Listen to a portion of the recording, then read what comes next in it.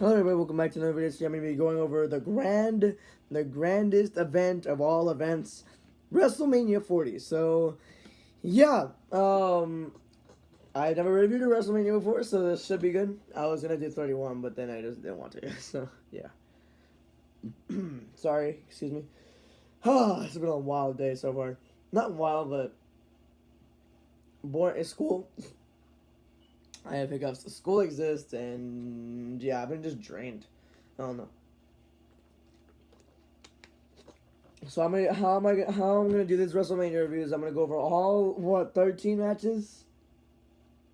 Yeah, all 13 matches, rank all of them, damn, and then give my whole thoughts in the end. So here we go. Started off with the Women's World Championship: Becky Lynch versus Rhea Ripley.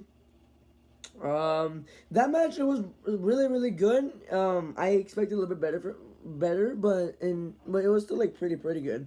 I'll let it slide. It was still good, even though Becky had like 102 fever and a strep throat, and Rhea, she was like battling with some mental issues. I'm pretty sure before the match. So yeah. But overall, they still delivered. They still delivered a good match, a great match actually. I'm gonna give it a 4 out of 5 to start off. Good start to WrestleMania. Next up was now I'm not gonna call it the Undisputed. I'm gonna call it the Raw and SmackDown Tag Team Championships ladder match. Yeah, this was a pretty freaking good match. All 12 men showed up and showed out in this freaking match. It was so fun to watch. Grayson and Austin won the SmackDown titles fairly quick. I did not expect that to happen, but they did. And R-Truth finally got a pinfall, and he finally got his WrestleMania moment in a ladder match. It's funny though. R-Truth actually got 2 wins here, so nice. But yeah, I'm gonna give that match a 4.5 out of 5. It was my match of the night for night 1, in my opinion. So yeah, pretty good start. And next up was Santos Escobar and Dominic Mysterio versus Rey Mysterio and Andrade. This match was actually really good in my opinion. It's just the way it ended, it's just not good. I expected like Carlito to turn heel or something so that the crowd can like have a massive reaction to it, because the crowd was already getting quiet around this portion. Like the next 3 matches is when the crowd like really went quiet. So yeah, I expected like some sort of Carlito heel turn or something, or maybe I don't know, at least something, but that didn't happen. All we got was a freaking Philadelphia Eagles for the freaking cheapest pop ever, and I guess I don't know. Rey and Andrade did pick up the win, which they still did not put over Santos and Dom, even though they worked their asses off. 4 out of 5, though, still a good match. And next up, hurts to say the worst match of the whole weekend: Jay versus Jimmy Uso, brother versus brother, super kick festival, punch, a little bit of punching, back and forth punching, super kick, back and forth punching. Jimmy stops a super kick, fakes him out, Uso splash, kick out, spear, Uso splash, Jay wins. That's it. I think I got it right. But yeah, Jay won, and that's it.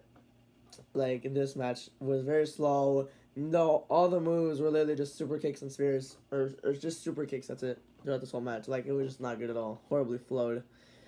2.5 out of 5 for that match, that hurts to say.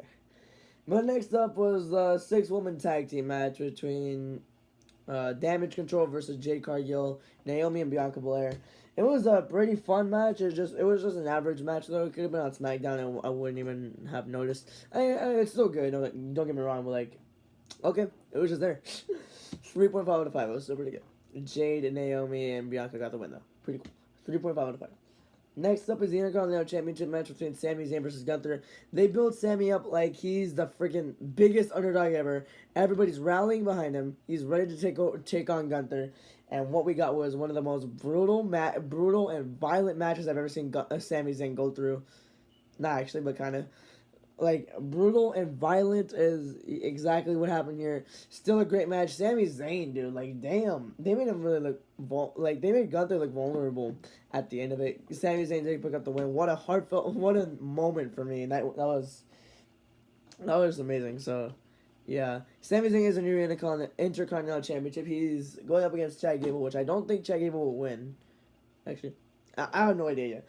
But 4.3 out of 5 for the IC title match. So the main event of night one was Cody Rhodes and Seth Rollins versus the Bloodline, which consisted of The Rock and Roman Reigns. This match was 45 damn minutes long. The first 25 minutes were absolutely boring. It was very slow. But then once it got up to like that around 25 to 30 minute mark, that's when it started getting fast and I didn't even notice. That's when it started to pick up steam a lot. That's when it really started to get really good. At the end of it, it was just magical to watch. It was so fun. The Rock ended up pinning Cody Rhodes for the win. It was basically a no-holds-barred tag team match, too, because, like, he said if the ref counts him out or DQs, he's fired. So, no-holds-barred tag team match. The Rock did win the match, which, damn, but, hey, it set up the Amazing Night 2 main event. So, yeah, 4.5 out of 5 for that. Now we move all the way to the next day. Drew McIntyre versus Seth Rollins for the World Heavyweight Championship match. This was a finisher fest, believe it or not. Yeah, actually, never mind. People saw WrestleMania, they know.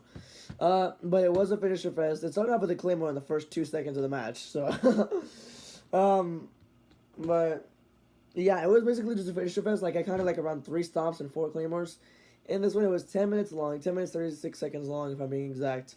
But it was still really fun. It was still really fun to watch. It was not like Brock and Roman in WrestleMania 38 where we just didn't like it.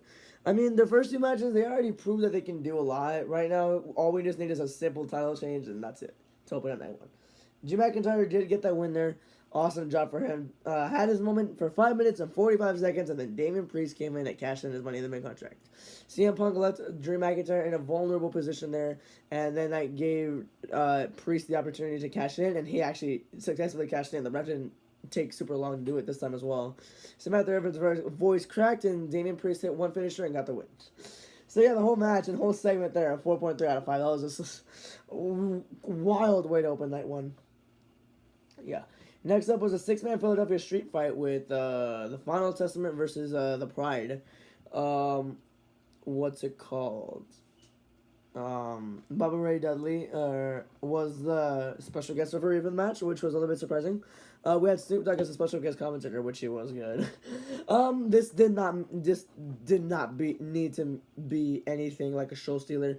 This just needed to be a good, fun match, and that's exactly what it was. It's just a fun match, fun little quick match, short and sweet. Just have your cool spots, and then, yeah, get the win. So, short and sweet, it just could be good, and that's all we asked. That's it. And that's exactly what it was. The Pride ended up getting the win, which is not surprising, 4 out of 5. It was just a pretty fun spot fest. I don't know. 8 minutes, but still, it was really fun to watch. Next up was LA Knight versus AJ Styles. This is the 10th match. LA Knight's first ever WrestleMania match, which is mind-blowing since he's like, 41 at this point? I still can't believe he's 41. But, yeah, first WrestleMania match. Showed up, showed out. AJ's no theme song is not that good. But LA Knight got the win, and, like, they actually produced a really good match. I think LA Knight's moveset actually changed up a little bit as well in this match as well. But I'm repeating a lot of my stuff a lot. I don't know why. I'm kind of rushing, but it's because my voice, it goes, like, every 5 minutes I talk. But, yeah. LA Knight did get the win, which AJ Styles was right to put him over there. It was a good match, really good match. Not really, really good, but it was good. 4 out of 5. And then the 11th match was the United States Championship match between Logan Paul versus Kevin Owens versus Randy Orton in a triple threat match. This was actually like pretty good. Logan won clean, by the way. I don't know if anyone noticed. He actually won clean. We were just all buzzing over the IShowSpeed shenanigans. I mean, yeah, he was the one in the Prime bottle this year, and yeah, he got RKO'd hard. Also, Randy Orton broke that IShowSpeed, so I'm not surprised with this at all, but this was still a really good match. Logan Paul knows, and Kevin, and all 3 of these guys know how to put on good matches. 4.4 out of 5, good match.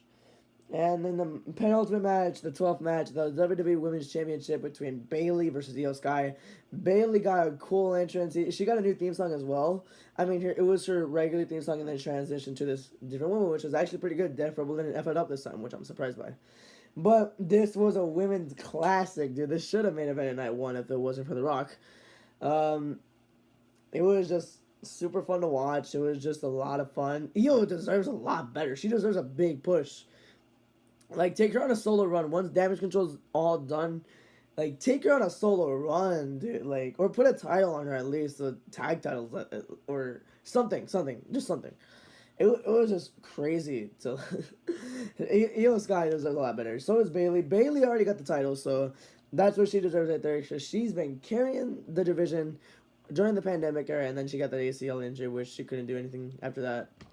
But Bailey carried. Bailey and Io worked well, really well in this match. Bailey got the win, 4.5 out of 5. Amazing women's match right there. And then the main event was the undisputed WWE Championship. Notice how I'm not calling it Universal since they retired the name right as Cody won the freaking match. Yeah, this match was this is just the greatest main event of all time. It definitely is. Like even without the Undertaker, Cena, Rock, Shield, Rollins shenanigans, Bloodline shenanigans aside, we still have a freaking 5-star match here. Cody and Roman. Roman even changed his moveset a little bit. He did freaking crossroads. Cody did spears. Like it was just wild to watch for the first 25 minutes. Like Roman felt dedicated in this match for the SummerSlam match and the Crown Jewel match. He did not care. Like it legitimately looked like he did not care. But for this one, he looked dedicated. He looked on fire. He looked ready. And his mission was to put Cody over. That is exactly what he did. And then, like the first 20 minutes go by. Here's our first interference. Jimmy comes out, super kicks Cody out of the second crossroads. And then Jay comes out, spears Jimmy through the damn table, like jumps off the damn stage and spears him through the tables. It was absolutely insane spot. Then here comes Solo doing the spike when Cody's about to do that third crossroads. And then it does a spike and spear combo, kick out. Cena comes out after, destroys Solo, but then The Rock comes out after and disposes of John Cena real quick. But then the Shield's music starts playing and it's just Seth Rollins. I thought it was John Moxley at first because of how crappy AEW is. But Shield Seth came out. It was insane. Roman stopped him before he can do anything to Rock. And then Undertaker came out, did a little choke slam, and then left. In the end, Roman picks up the chair. He has a decision. Cody or Seth? He hits Seth. Cody takes the advantage of that distraction. 3 crossroads, wins the title. Boom. So that was a 5 out of 5 main event right there. Just that was just the greatest of all time right there. That was insane to watch. That was so much fun. Loved every second of it. The entrances too were fire. Man, I have a feeling they're gonna really continue with Roman and Seth. Especially, dang, dude, 10 years later, the way Payback is a dang, that was just so much fun. So now let's rank all of these. Obviously Sunday night's main event goes first. For the second for me is the Raw and SmackDown tag titles. Number 3 is Cody and Seth versus the Bloodline. Number 4 is the WWE Women's Championship. Number 5 is the United States Championship. Number 6 is the Intercontinental Championship. Oh my gosh. Number 8 is the World Heavyweight Championship. Or Women's. Wait.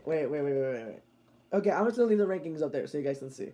But yeah, I'm gonna give the whole show. Or wait, just read through the rankings real quick. I'll be here. Okay. You could just pause it. So yeah, the whole of all of WrestleMania, both shows combined, they both get a 5 out of 5. Even though Saturday seemed a little bit bland in the middle, but it was still really good. It was what a WrestleMania should be. It was just amazing. I loved it. Not the greatest of all time. I think, in my opinion, it's not the greatest of all time, but it was still it's top 3. That's gonna do it for this video though. Thank you all for watching my horrible WrestleMania review, and have a good day. Goodbye.